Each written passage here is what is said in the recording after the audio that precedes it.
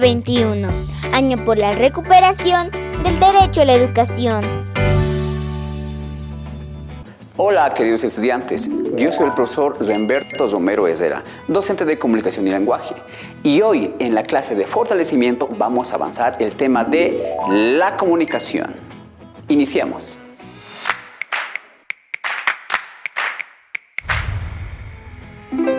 Iniciamos con la etimología de la palabra comunicación. Esta deriva del latín comunicare, que quiere decir poner algo en común o compartir algo. Es decir, podemos transmitir información de una persona a otra. Vamos con el concepto.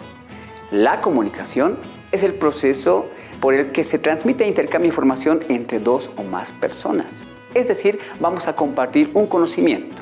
Si yo sé que mañana va a llover, yo voy a transmitir ese conocimiento a las demás personas. Vamos ahora con los tipos de comunicación.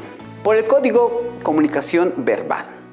Esta se manifiesta de forma oral y escrita. Es decir, cuando nosotros desarrollamos diálogos, conversaciones con los amigos, cuando escribimos cartas, ahora lo hacen por chat, por supuesto, pero utilizamos este nivel verbal, escrito y oral.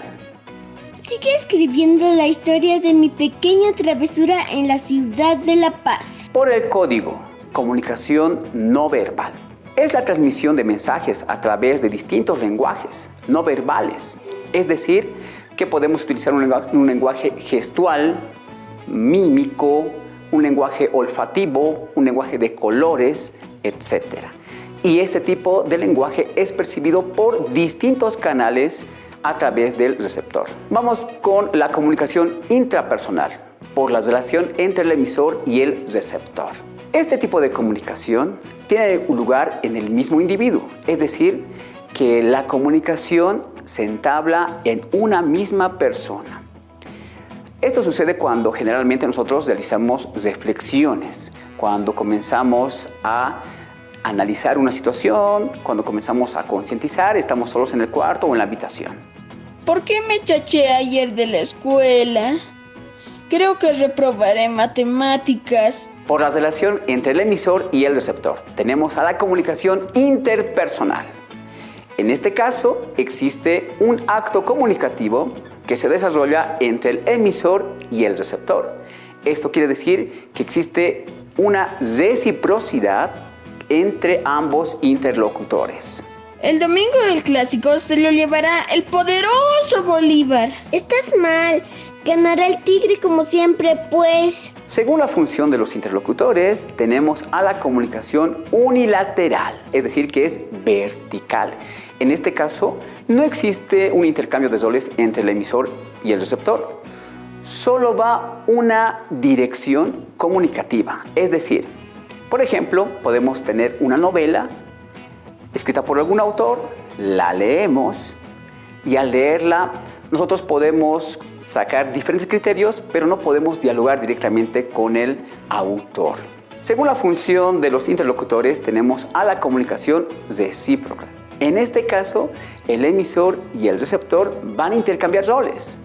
El emisor puede preguntar al receptor, el receptor responde y van a generar un diálogo.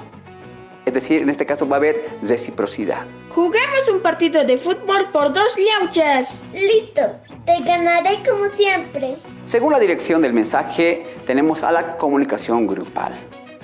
La información destinada a un conjunto cerrado de receptores en la sociedad es la característica de este tipo de comunicación.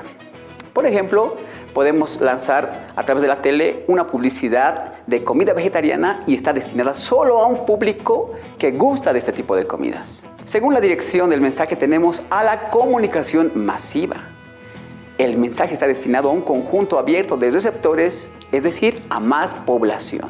Y se utilizan diferentes medios de comunicación, la radio, el periódico, la televisión, el cine, etc.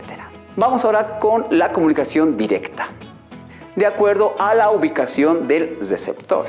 En este caso, el emisor y el receptor están presentes en un mismo espacio y tiempo. Es decir, se encuentran frente a frente. y pueden entablar una comunicación al 100%. Ucha, llegaste temprano a clases. Claro, hermano, primero el estudio. Por la ubicación del receptor tenemos a la comunicación indirecta. En este caso, el emisor y el receptor se encuentran separados, no están presentes.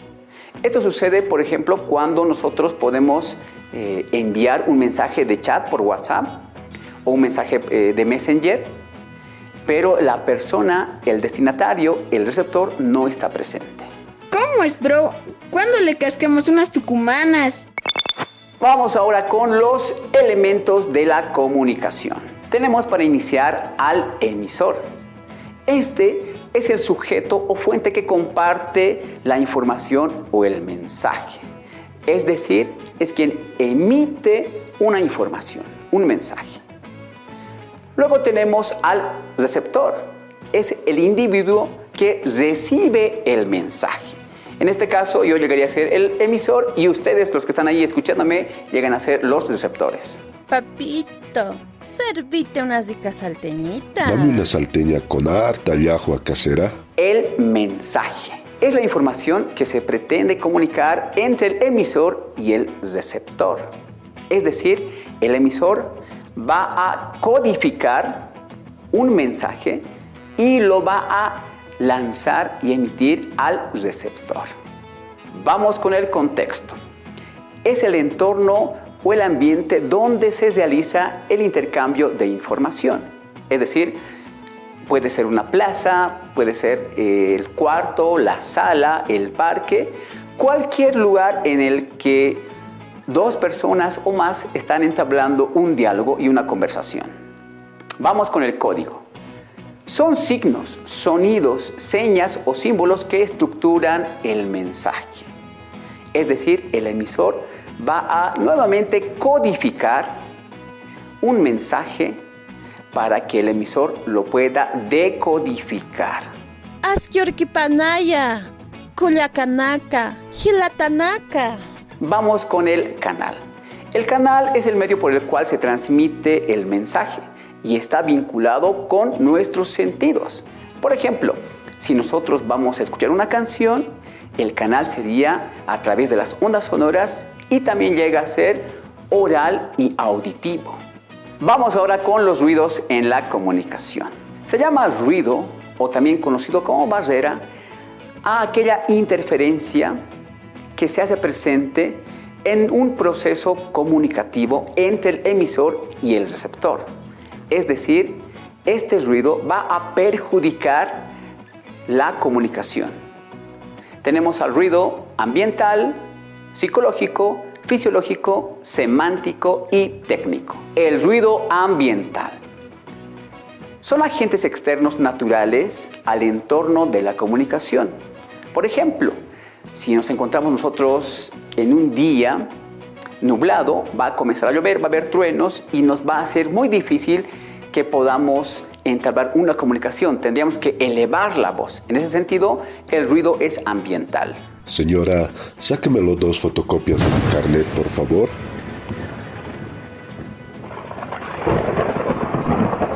¿Qué? No te escucho bien. Ruido psicológico.